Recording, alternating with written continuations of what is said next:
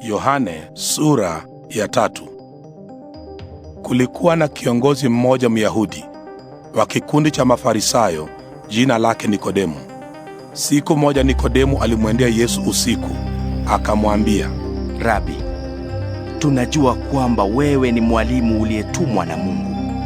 Maana hakuna mtu awezaye kufanya ishara unazozifanya Mungu asipokuwa pamoja naye.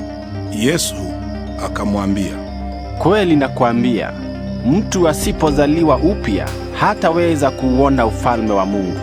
Nikodemo akamuuliza, mtu mzima awezaje kuzaliwa tena? Hawezi kuingia tumboni mwa mama yake na kuzaliwa mara ya pili?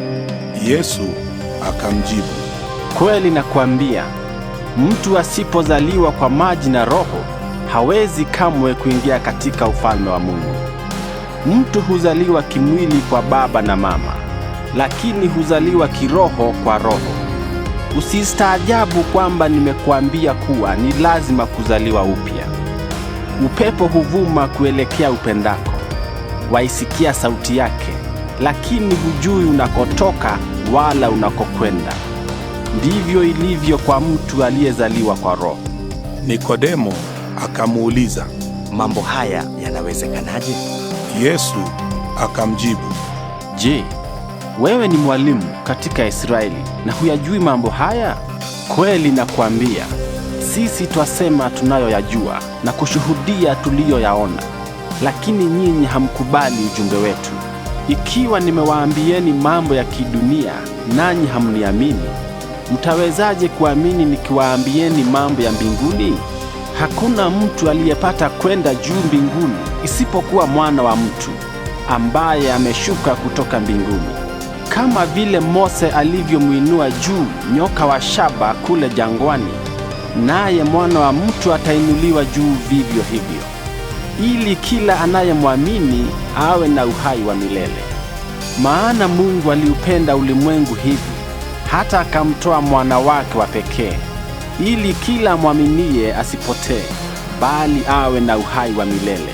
Maana Mungu hakumtuma mwanawe ulimwenguni ili auhukumu ulimwengu, bali aukomboe.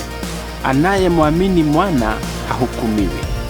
Asiyemwamini amekwisha hukumiwa, kwa sababu hakumwamini mwana wa pekee wa Mungu. Na hukumu yenyewe ndiyo hii: mwanga umekuja ulimwenguni, lakini watu wakapenda giza kuliko mwanga, kwani matendo yao ni maovu. Kila mtu atendaye maovu anauchukia mwanga, wala haji kwenye mwanga, maana hapendi matendo yake maovu yamulikwe. Lakini mwenye kuuzingatia ukweli huja kwenye mwanga, ili matendo yake yaonekane yametendwa kwa kumtii Mungu. Baada ya hayo, Yesu alifika mkoani Yudea pamoja na wanafunzi wake.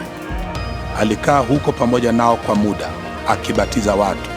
Yohane pia alikuwa akibatiza watu huko Ainoni, karibu na Salemu, maana huko kulikuwa na maji mengi. Watu walimwendea, naye akawabatiza.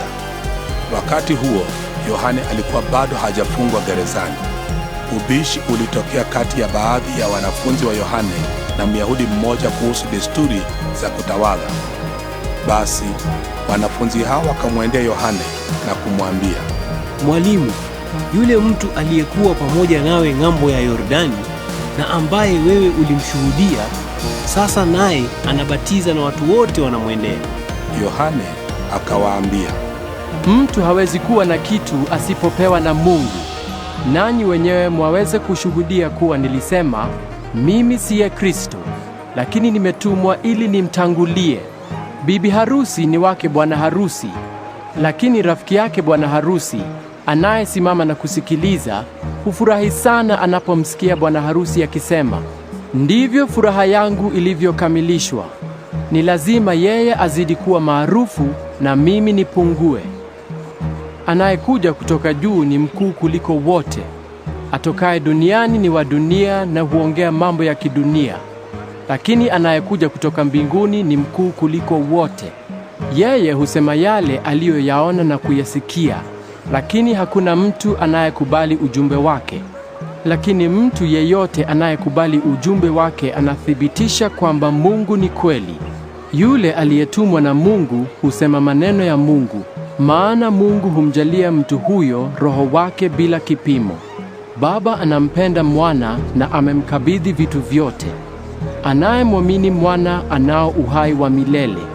Asiyemtii Mwana hatakuwa na uhai wa milele, bali ghadhabu ya Mungu hubaki juu yake.